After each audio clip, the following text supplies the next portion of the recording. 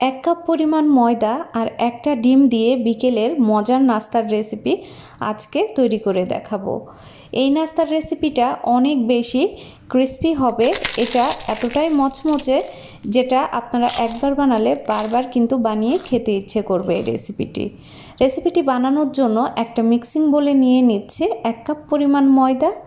এর মধ্যে দিয়ে দিব স্বাদ মতো লবণ, রান্নার তেল দিয়ে দিব 1 টেবিল চামচ পরিমাণ। এবার আমি অল্প অল্প পানি দিয়ে একটা পাতলা ব্যাটার তৈরি করে নেব। যেহেতু এখানে আমি 1 কাপ পরিমাণ ময়দা নিয়েছি, তো আমার এখানে পানি লাগবে প্রায় 1.5 কাপের মতো। তো আমি অল্প অল্প পানি দিয়ে একটা পাতলা ব্যাটার তৈরি করে নেব। পানিটা একবারে না দিয়ে একটু সময় নিয়ে অল্প অল্প করে দিলেই একটা স্মুথ ব্যাটার কিন্তু তৈরি হয়ে যাবে। তো দেখুন আমার এখানে কিন্তু ব্যাটারটা রেডি হয়ে গেছে, আর এই ব্যাটারটা তৈরি করতে 1.5 কাপ পরিমাণ পানি লেগেছে। তো সব কিছু আমি খুব ভালোভাবে মিশিয়ে নিয়েছি একসাথে। দেখুন ব্যাটারটার ঘনত্ব কিন্তু ঠিক এরকম হবে। এবার আমি এক সাইডে ব্যাটারটা রেখে দিচ্ছি, আর নাস্তার জন্য ভেতরের পুরটা রেডি করে নেব। তো পুরটা রেডি করার জন্য এখানে আমি 1 টেবিল চামচ পরিমাণ রান্নার তেল দিয়ে দিলাম। এবার দিয়ে দিব মাঝারি সাইজের 2টা পেঁয়াজ কুচি। পেঁয়াজটা সফট হয়ে আসা পর্যন্ত একটু ভেজে নিতে হবে তেলের সাথে। এবার আমি এর মধ্যে দিয়ে দিব একে একে সবজি। এখানে আমি অল্প একটু ফুলকপি দিয়ে দিলাম, আর বড় সাইজের একটা আলু আমি কুচি করে নিয়েছি, সেটাও দিয়ে দিলাম। দিয়ে দিচ্ছি স্বাদ মতো লবণ, 1/2 কাপ পরিমাণ গাজর কুচি, আর 1/2 কাপ পরিমাণ পাতাকপি কুচি। এবার আমি দিয়ে দিচ্ছি স্বাদ মতো কাঁচামরিচ। সব কিছু আবারও খুব ভালোভাবে আমি মিশিয়ে নেব। আপনারা এই রেসিপিটা বাচ্চাদের জন্য তৈরি করতে পারেন, তারা কিন্তু খুব সহজেই এটা খেয়ে নেবে।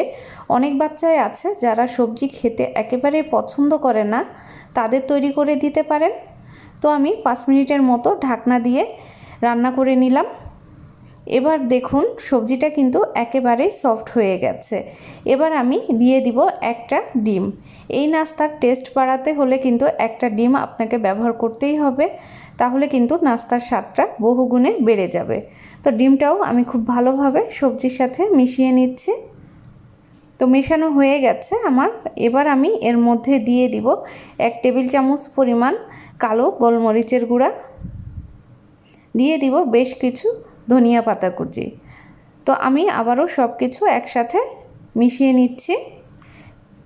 তো দেখুন আমার মেশানো হয়ে গেছে, পুরটা খুব ভালোভাবে তৈরি হয়ে গেছে। এবার আমি নামিয়ে এক সাইডে রেখে দিব।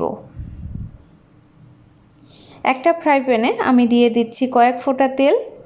এবার আমি খুব ভালোভাবে ফ্রাই প্যানটা ব্রাশ করে নিচ্ছি।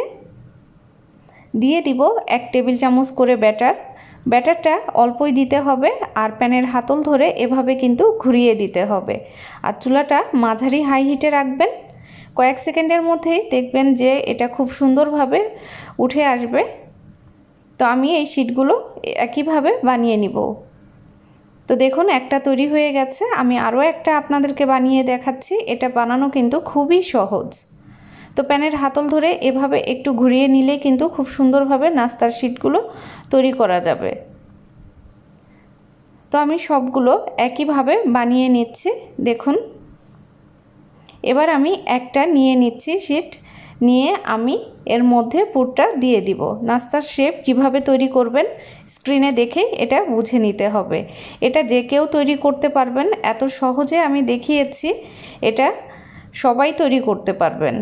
তো আমি পরিমাণ মতো পুর দিয়ে নিলাম। এবার হাতের সাহায্যে ঠিক পাটিসাপটা পিঠা যেভাবে আমরা রোল করে নিই ওভাবেই করে নিতে হবে, একটু ঘুরিয়ে ঘুরিয়ে। আর এই রেসিপিটা খেতে কিন্তু অনেক বেশি মজার হয়। তো দেখুন নাস্তাগুলো আমি এভাবে তৈরি করে নেব। ফ্রাই প্যানে পরিমাণ মতো তেল গরম করে আমি একে একে নাস্তাগুলো দিয়ে দিচ্ছি। চুলা মাঝারি হাই হিটে রেখে নাস্তাগুলো কিন্তু ভেজে নিতে হবে, এতে করে নাস্তাগুলো অনেক বেশি ক্রিস্পি হবে। তো এক পাশ প্রায় 2 মিনিটের মতো ভাজা হয়ে গেলে এভাবে উল্টিয়ে দিতে হবে। আর এভাবে তৈরি করলে কিন্তু নাস্তাগুলো ভেঙেও যাবে না আর খুলেও যাবে না। আপনারা একটা ডিম দিয়েই বিকেলে বাচ্চাদের জন্য অথবা অতিথি আপ্যায়নে এই ধরনের রেসিপিগুলো তৈরি করতে পারেন।